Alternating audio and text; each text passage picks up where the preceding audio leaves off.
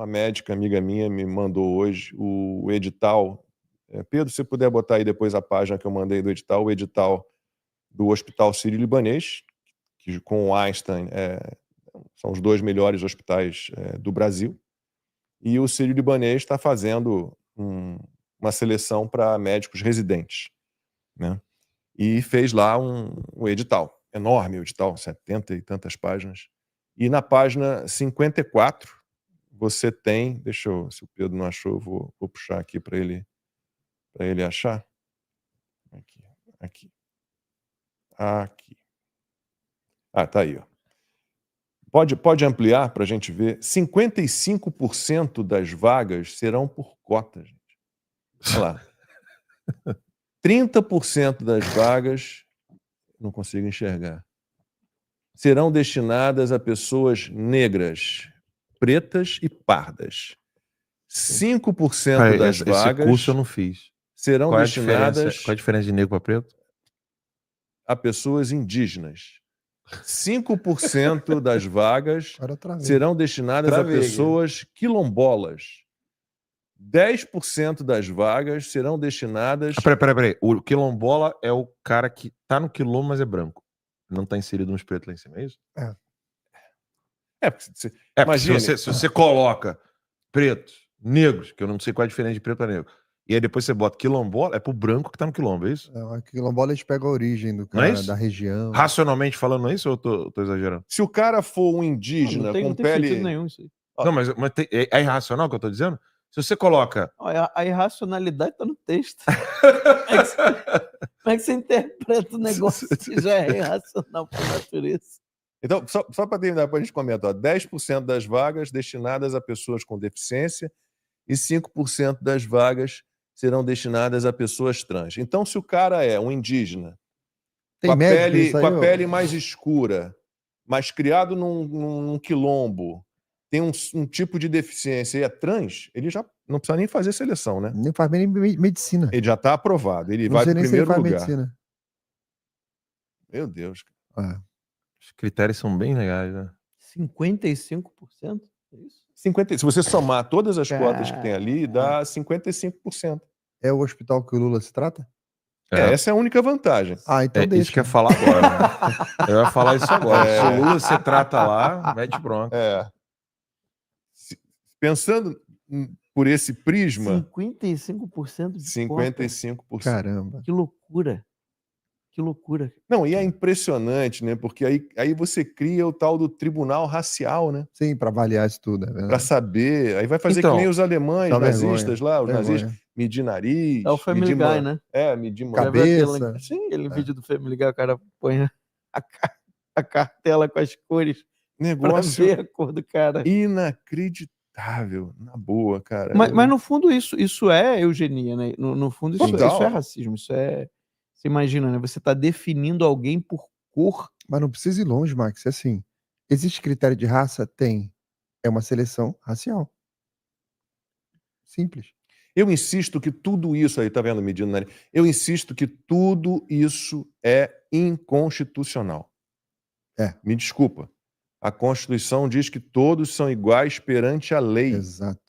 Nenhuma resolução, nenhuma regra, nenhuma portaria, nada, regimento interno do STF, por exemplo, nada está acima da Constituição Federal. Nada. Se a Constituição Federal diz todos são iguais perante a lei, você não pode nem ser beneficiado nem prejudicado por uma condição física, ou por sua origem, ou por uma deficiência, ou por algo desse tipo. Me desculpem, meu microfone hoje tá... E tem mais, né, Lacombe? Você não... Com isso aí, você não está ajudando o negro, você não está ajudando o índio, você não está ajudando o quilombola, você não está ajudando ninguém. Porque você coloca uma pessoa que não teria a condição de estar lá, né, num local onde ela não está preparada, ela vai ter vários problemas. Vários problemas. Eu me lembro quando eu passei na FRJ em 2005, né? Eu fiz o vestibular em 2004, entrei em 2005. E era justamente a época que tinha começado essa história das cotas no vestibular. E aí, qual que era o problema que eles estavam tendo ali no... Eu vi isso. Não foi ninguém que me contou. Eu vi os professores discutindo sobre isso e tudo. os problemas que eles estavam tendo eram o seguinte: as pessoas que entravam na cota. Pode passar. Passa rapidinho. As pessoas que entravam pela cota abandonavam. E aí era um problema para a faculdade, porque estava acontecendo que a faculdade tinha que apresentar um relatório para o governo, para os organismos internacionais, sobre como que estavam indo as cotas. E aí as pessoas que entravam nas cotas não chegavam até o fim do curso. Ele falou, não, isso a gente não pode permitir, porque fica feio. Imagina o relatório. Entrou todo mundo de cota. Todos esses que entraram pelas cotas não terminaram. Ficaria muito feio. O que eles começaram a fazer? Falando que eu vi lá, o Laudelino, não é que alguém me contou, amigo, não, eu vi. Eles começaram a diminuir o nível de exigência. Exato. Então, o pessoal da física, por exemplo, começou a adotar o livro de física da engenharia, que era um nível um pouco mais abaixo, porque o engenheiro não precisa ter uma física tão avançada, né? Então, eu vi isso acontecer. Né? Então, ou seja, porque eu vejo pessoas boas, pessoas até que se dizem contra o PT, vendo lógica na cota, quando, na verdade, a cota ela é uma tentativa de tapar o sol com a peneira. O problema é educacional. O problema não é se a pessoa está passando ou não passando no vestibular. O problema está na base. Aquela pessoa, talvez, o Brasil, né? Nem digo, porque esse é o problema. O problema é quando você quer pegar os casos específicos. O problema é o seguinte, o sistema educacional do Brasil está em crise. Então, é natural que as pessoas vão ter problemas, independente de cor, de tudo, vão ter problemas educacionais. Então, se isso se reflete, né, na hora de passar de um vestibular, de uma prova, de um concurso público, você não vai resolver o problema com cotas. Você vai aumentar o problema com cotas. Por quê? Porque agora você maquiou o dado. Parece, então, agora que está tudo bem, né? Porque não, agora a gente não tinha nenhuma aprovação aqui dessa área, agora está cheio de aprovação. Por quê? Porque você colocou nas cotas. Então, não tem problema educacional mais? É só botar a cota que o problema educacional acabou? Entendem o que eu quero dizer? Não resolve o problema. O problema é muito mais profundo e deveria ser resolvido com uma reforma educacional profunda no Brasil. E que não tem nada a ver com investimento, tá? Tem a ver exatamente que a educação no Brasil, principalmente a partir da segunda metade do século XX, ela passou a seguir uma linha de uma ideologia que vai destruir a educação. E já está destruindo e vai piorar. Verdade. O Max, saiu uma matéria na Gazeta do Povo, no dia 4 de maio aqui de 2025, dizendo o seguinte: faculdades de medicina na Berlinda. Porque dos 305 cursos de medicina avaliados em 2023, no último ENAD, né, das 305, apenas 6 atingiram a nota máxima. Então você já tem um problema generalizado. Posso falar um negócio? Eu tenho um grande amigo médico, né?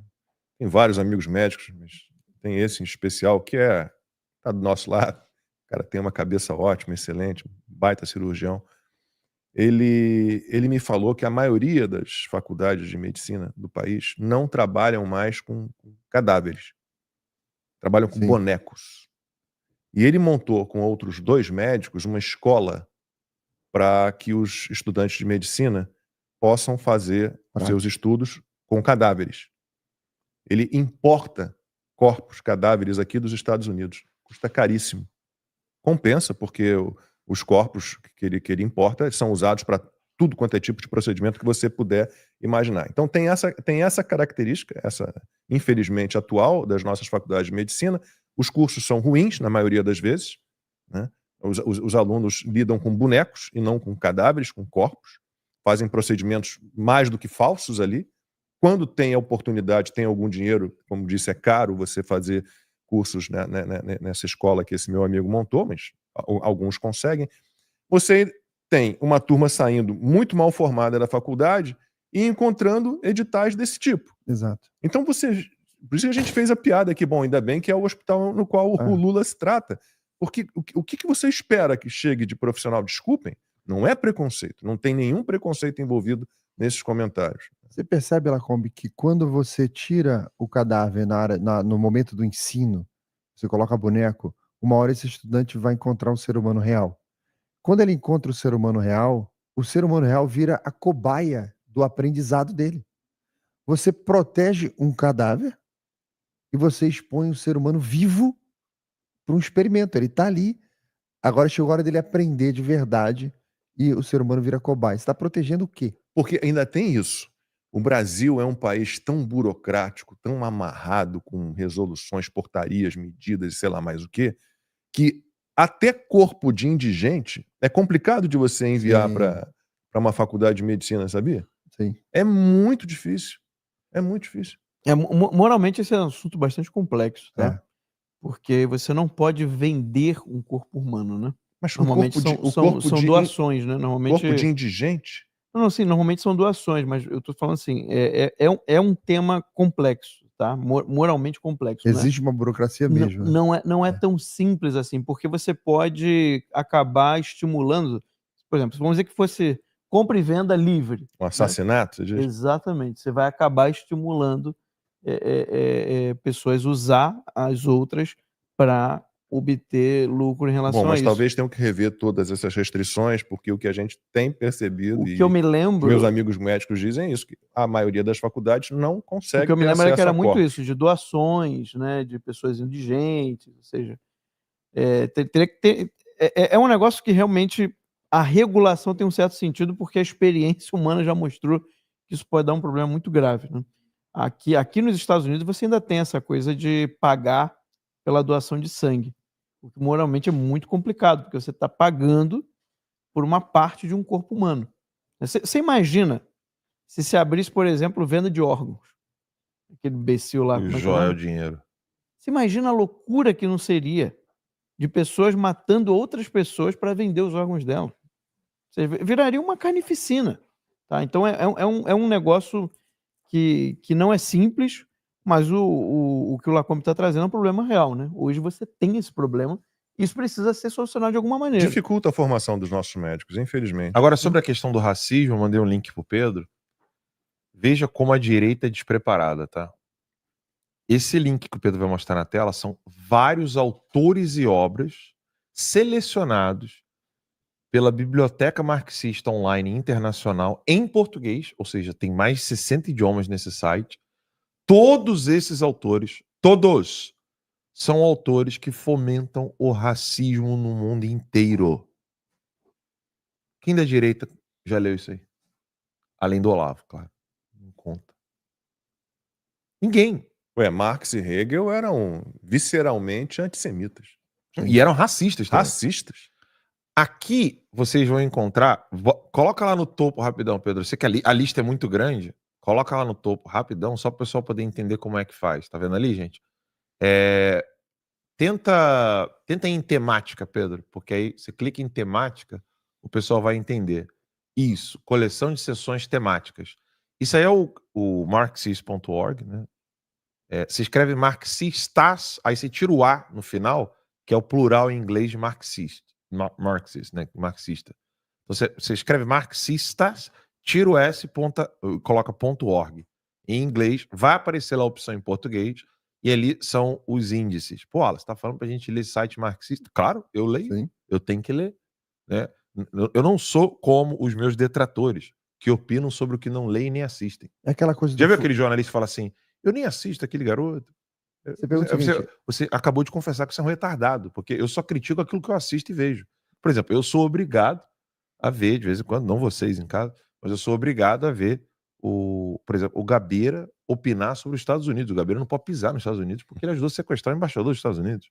Então, aqui, né? ele não vem para cá? Ele não pode, mas a opinião dele chega. A opinião dele chegou. E esse site aqui, já tiraram, Pedro?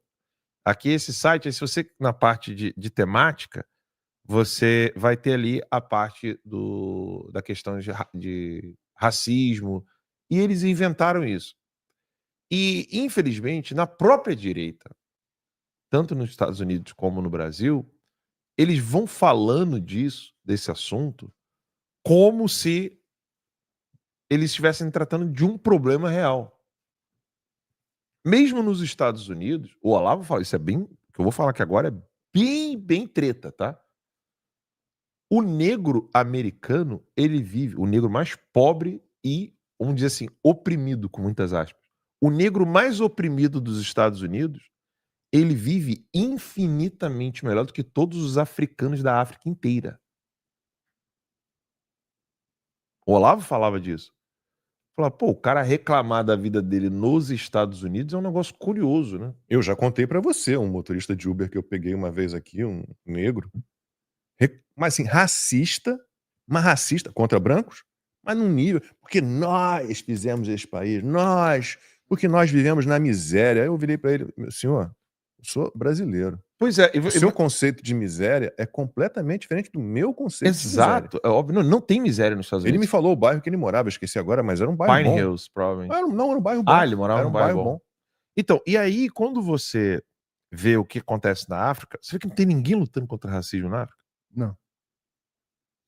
Não tem ninguém. E outra coisa, você sabe qual é a religião que, por natureza, ela precisa ser racista, e ela é de fato, e foi a que inaugurou a escravidão na história da humanidade? Islamismo. É o Islã. E ninguém fala.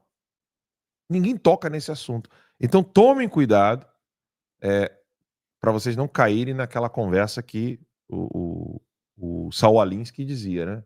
A frase dele em inglês é "The issue is never the issue".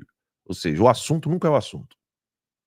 Então quando os caras colocarem ali cota para negros, pretos, Quilombola, deficiente, eles, trans. o objetivo deles não é tratar desses temas que eles estão colocando ali.